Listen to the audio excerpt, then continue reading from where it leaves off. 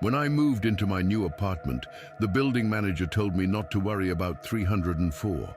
"Old tenant," she said vaguely, handing over my keys. "He's quiet, keeps to himself.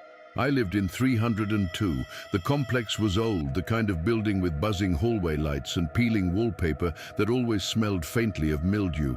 Rent was cheap, too cheap. Every night around 2:15 a.m., I'd hear footsteps from the unit next door. Slow, deliberate pacing. Always the same rhythm. Step, step, step, then silence.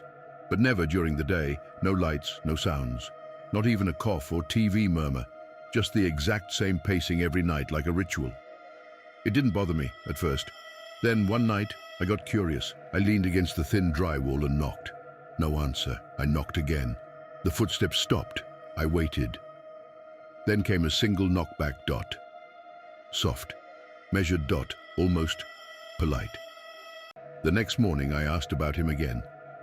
The manager frowned. "No one's rented 304 since last year. But someone's in there." She shook her head. "You must be hearing someone upstairs." I knew it wasn't upstairs.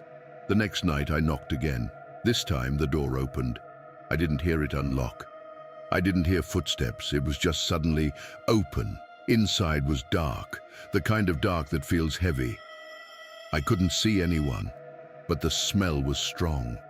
Damp earth, mold, like something rotting beneath carpet. I whispered, "Hello?" From the dark came a voice, dry, brittle, and amused. "You moved into my wall." I took a step back. The door shut without a sound. The next day, I asked the neighbors. They didn't know anyone from 304. One woman, older and half-deaf, told me, "That apartment's cursed. The last guy living there started talking to himself, screaming at night, then he just vanished." She said he used to complain that the walls were watching him. I tried ignoring it, but on the fourth night, I woke up at 2:15, not from noise, from silence, and a shape in my room. A tall man, thin as bone, was standing at the foot of my bed, face obscured by shadows. He tilted his head, then walked into the wall. Not through it, dot, into it, dot. Like he belonged there. I couldn't move for hours. I started noticing things, furniture shifting slightly overnight. My toothbrush wet before I used it.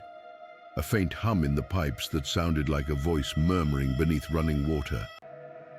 When I recorded the sound with my phone, it played back silence, except at 2:15. Then I heard breathing, right next to the mic. I moved out after 1 week.